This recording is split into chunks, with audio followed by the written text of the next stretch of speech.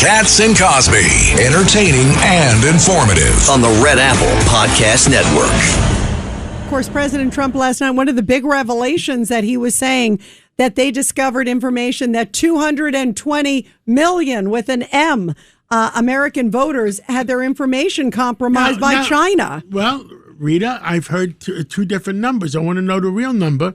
Some people say 22 million. Yeah, he said 220 I heard million. him say 220. Yeah, that's what everybody... But let's see, maybe Gordon Chang Yeah, knows. maybe they revised it. So let's find, you're right, who better than Gordon Chang, right? Let's ask Gordon G. Chang on Twitter. We love him. And the great Asia expert. Gordon, was it 220 or 22 million? Either way, it's a lot. It's a lot. And I think that nobody outside of China actually knows that real number. I would tend to guess on the higher side because China has been very effective in taking American information, and not just from our election infrastructure, but from you have all sorts of insurance and health companies, you have corporations, all the rest of it. So, yes, China has been able to penetrate almost every network in the U.S., and they know as much about our country as we do. So I go for a high number. So what are they getting? Like, one of the things the president said last night was they're getting like names, phone numbers. Do you know what they're actually getting and what are they doing with it? Well, first of all, they put it into their AI systems because the more information they have, the better picture they have of the United States. But also they're able to cross-reference material because they get names from many different sources. And they can figure out who to blackmail, for instance, who's vulnerable for one reason or another, who's got a disease. So it's all sorts of stuff, and they just add it into a big system, and they can use it for all sorts of malicious purposes. The other thing, too, I think he said that party affiliation, like how they vote, some, like are they a Republican, Democrat, maybe who they voted for. I mean, that's really scary, Gordon, when you hear that kind of information. Yeah, I don't know if they know who we voted for. But they know the party, right? They know party affiliation, just sort of what's on the rolls, right? Yeah. Sure. They do know that, and much of that is public, but not all of it is. And so it really is, they are gathering information. If it were all public, they wouldn't need to illicitly hack. Yeah, good point. And Judge Weinberg. Gordon, I want to ask you about this resistance that's coming across the United States on data centers. For example, New York State just put in a ban for 1 year, a so-called pause. Don't these politicians in the United States know that this is the battle between China and the United States, and if they slow us up on data centers, we could lose the battle on AI? And what that means? I wish they would know that, but I think they're reacting to local pressure. Now, what we're seeing is, people do have legitimate concerns about data centers, but these protests are not entirely organic because we know that China's been funding it. So, for instance, Neville Roy Singham, that American tech billionaire who is resident in Shanghai and who works with the Communist Party, he's been funding a lot of this opposition to data centers, and he's been doing it through illicit banking networks, as Fox News has been able to detail. So clearly this is a made in Beijing event.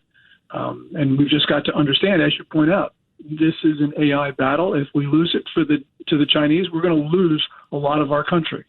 Yeah, that's for sure. What are you hearing about China vis-a-vis Iran, Gordon? Like, one of the things, the technology and obviously the relationship with Iran. Have you heard anything, especially as attacks against Iran have definitely stepped up since they haven't come to the negotiating table? Yeah, I think that Beijing is basically a bystander now because they don't dare to actually fly in material anymore, though we should declare a no-fly zone. Right now, the Chinese would very much like to help Iran, but I don't think that they see a way to do that without triggering an enormous American response. They're still helping Russia across the board, and that's because they know they can get away with it. But I don't think they believe that in the Middle East they have that same latitude. And that shows you that China, after all, is not a superpower. When it comes to confronting the U.S., the Chinese shy away. The only time they're successful is when we don't confront them. Ed Cox. So why does Russia want to become a junior partner to China, a country that's 10 times its size in population, 10 times its size in the economy, and is becoming more and more beholden to China. And China would like to take back from Russia what Russia took from it in the 19th century. Yes, and that's a great question. And I think that, first of all, Vladimir Putin didn't think the war would go this badly and that he'd become this beholden to China. But, Ed, I think Putin has more power in that relationship than most people think. And the reason is that Putin does what Xi Jinping would like to do, but feels he shouldn't do himself. And so that means Putin does, I believe, have more leverage in the relationship than is generally assessed. That's not to say he has more leverage than Xi Jinping, but it is to mean it's more balanced than I think most people in Washington believe. Gordon Chang, one more thing. I just want to reiterate that Xi Jinping has said that as long as President Trump is president, I don't think he's going to go after Taiwan. I think that that's right, but what we're seeing over the last couple of weeks, and especially after that May summit in Beijing, is Beijing tightening the grip over Taiwan. In the first week of last month, China actually laid a sovereignty claim to a portion of the Pacific Ocean, which is astounding. It's incredible. It's just inconceivable. But China is actually very bold and aggressive right now. And I think part of it is because Xi Jinping's bold and aggressive, but also because he's got so many problems at home that he's, I think, trying to distract senior Communist Party figures from his domestic disasters. So although I don't think Xi Jinping wants to take on Trump, he could very well be forced to because of the problems that are at home and very severe. By the way, Gordon, isn't he coming? Isn't President Xi coming to the U.S. in September, I think, right? Funny you asked. Because just a few hours ago, after President Trump's speech last night about election interference, the foreign ministry in Beijing was asked that very question, and we got a non-answer from the spokesperson. So I think that right now they have not figured that out.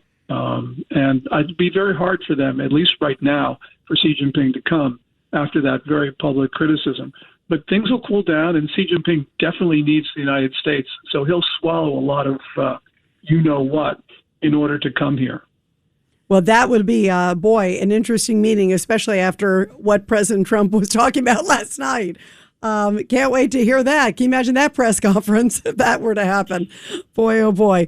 Gordon, thank you very much. It's always so great to have you here. And everybody, it's Gordon G. Chang on Twitter. And he has the best Twitter and always updates all the time there. Gordon, thank you. Thank you. Well, thank you, guys, and thank you for not giving me the time to answer the question about the smoke and the tariffs. Do you want to chip in? Is there anything you want to say on it? We're all ducking it here, Gordon. We're all ducking Okay. Not a good idea. Yeah, yeah. Wildfires, too. I think it's going to be a tough one. Gordon, thank you very much. Thank you, Gordon. Have a great one, Gordon. We love you. Thank you.